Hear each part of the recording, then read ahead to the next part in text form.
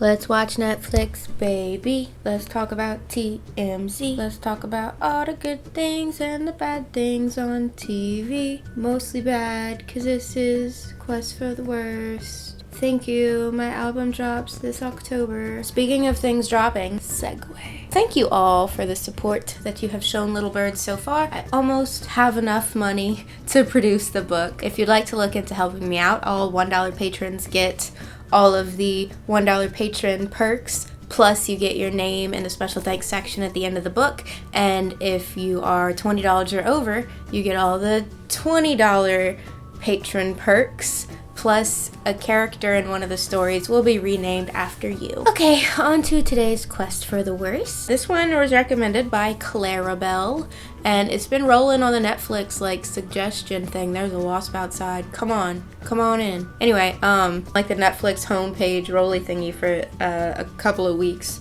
which is an interesting choice for them, certainly. It's called The Kissing Booth.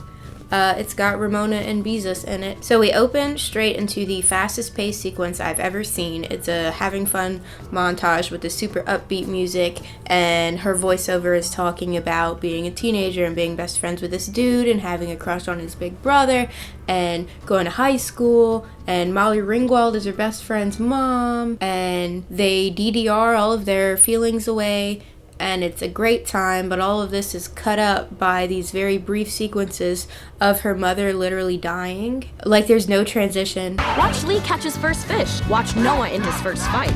He won. Dressed as a fireman for Halloween. Lee went as some weird bird. Found out that my mom was sick.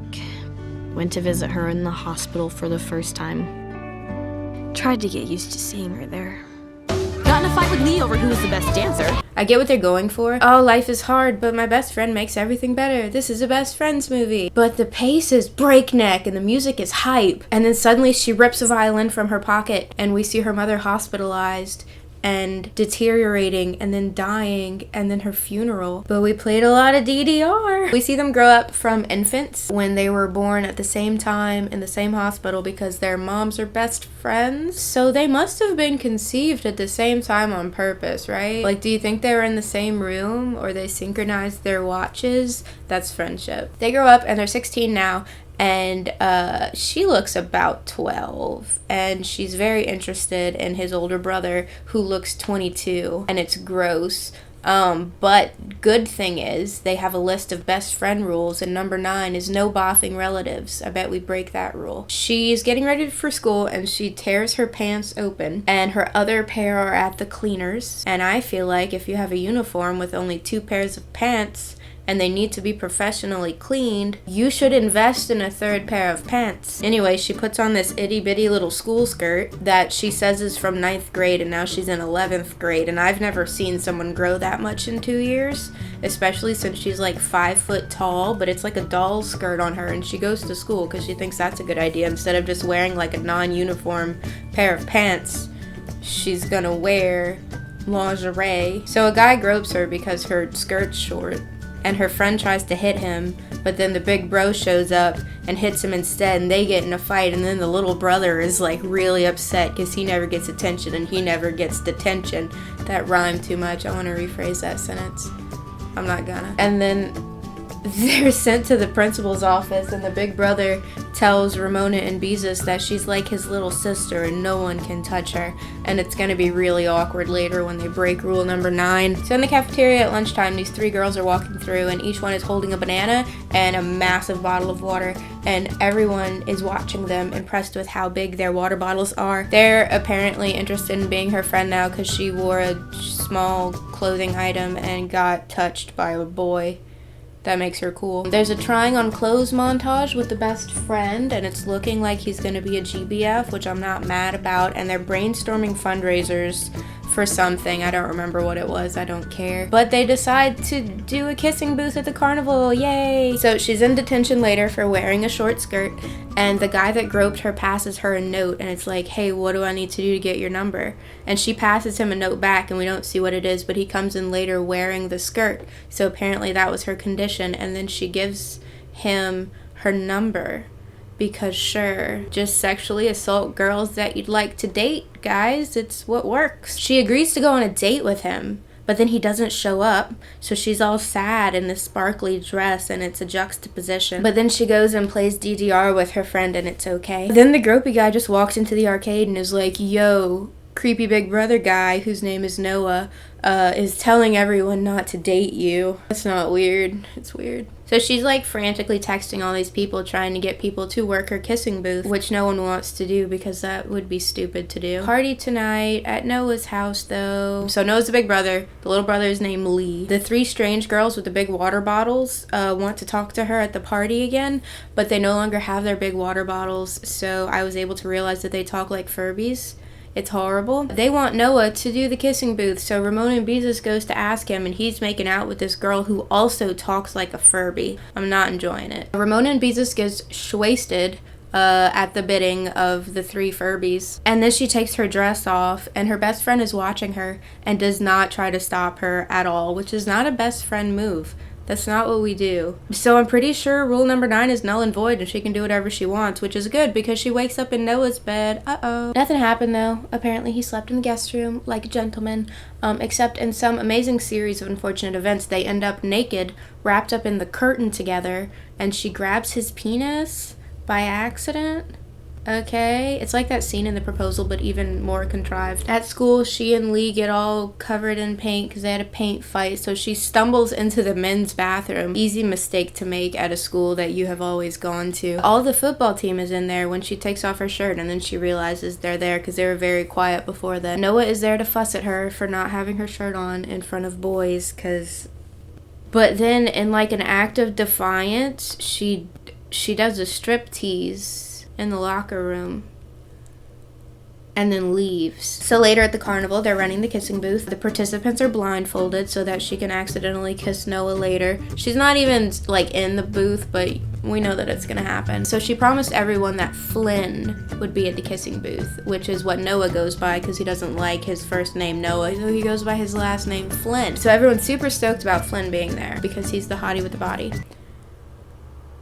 I guess. But she was super wasted when she told everyone that, so it was actually a lie, and Noah refused to participate. So she brings out Lee Flynn, and everyone's super mad, and everyone leaves the line except this one random hot girl. For some reason, she wants to make out with Nerd Boy McGee, so she does. Then they leave. He leaves her at the booth that he was supposed to be running with her. Anyway, since he's gone, she does end up kissing Noah because of the blindfolds. Who knew? So she's walking home from the carnival and it's raining, so Noah decides to give her a ride on his motorcycle, but then it's too much raining, so they have to pull over to a gazebo, and she starts making out with him, and they have an awkward conversation about how she doesn't want to be another one of his conquests, and he likes her because she doesn't like him as much as everyone else likes him, and it's the exact scene from Ella Enchanted, except it's terrible. Their height difference is so ridiculous. They are literally never in the same shot. He ends up sitting down because I guess he got a crick in his neck. Then a guy busts in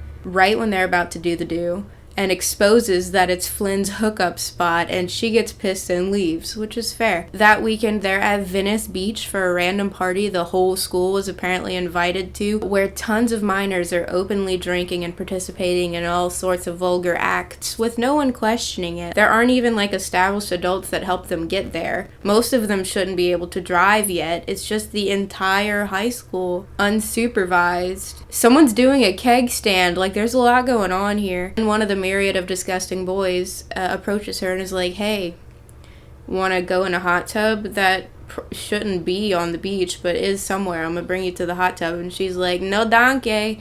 And here comes homeboy flying out of nowhere, punching the dude in the face. He really just shows up from nowhere, prepped for fisticuffs at any time of day. She storms off again because he was butting into her life, I suppose. And he's like, Ramona and Beezus, get in the car! And she keeps going, and then he angrily like hits the hood of the car And then she gets in, which is great since she went on a date earlier with the guy that groped her. I'm sensing a pattern. Ramona and B says, please see a counselor. And then they bang under the Hollywood sign. Now they're secret dating until Ramona and Beezus falls in the garage and Lee thinks Noah hit her. I mean, not a ridiculous assumption. That does seem to be what she's into. Then he walks in on them kissing later and he's super pissed about it. But like, also remember when she got wasted that time and took off her clothes and he did nothing to help or stop? He just let her strip on the table in front of the whole school. This is not the first bad friend move of the relationship, Lee. Lee speeds off in his convertible with no seatbelt, angry. Noah speeds off on his motorcycle with no helmet, angry. One of them is gonna die, right? We have a sad montage for a little bit, but then Lee and Ramona and Beezus play DDR and it's all okay again because DDR fixes everything. So I didn't mention this before, but Ramona and Beezus' dad keeps having these like proud dad moments when you can't see what he's looking at first. And they look like aroused faces. Like, I keep thinking that he's gonna be looking at Molly Ringwald because they're having an affair, and Ramona and Beezus and Noah are actually half siblings. That would be awkward, but that's a whole other thing. But he's looking at his daughter. He's got a bad dad face. Who the fuck is that? Anyway, she's going to prom, and then Noah randomly shows up and is like, I love you. And everyone else is like, dude, it's been 4 days. What's going on? And then she runs away, and Rachel, Lee's new girlfriend, who he started dating after half a second, goes after her because she's the only good person in this movie. She's just there being nice all the time and is like really empathetic. And I'd be friends with Rachel. I fell asleep, so I don't know what happened, but now they're having a cool Batman-themed birthday party because they have the same birthday. And they're best friends. And then they're really super dramatic about a lot of things that aren't dramatic. And she loves Noah back. And no one cares. She and Lee decide to leave the party and go find Noah. And then it's Noah in the Batman mask. I don't know how it happened. I fell asleep again. Then they go back to the hookup gazebo from earlier. Like, she's okay with that now. And he leaves for Harvard. And she drives away on his motorcycle after dropping him off at the airport to go to Harvard. The narration comes back briefly for her to say a bunch of stuff, and then she says, it all started with a kissing booth.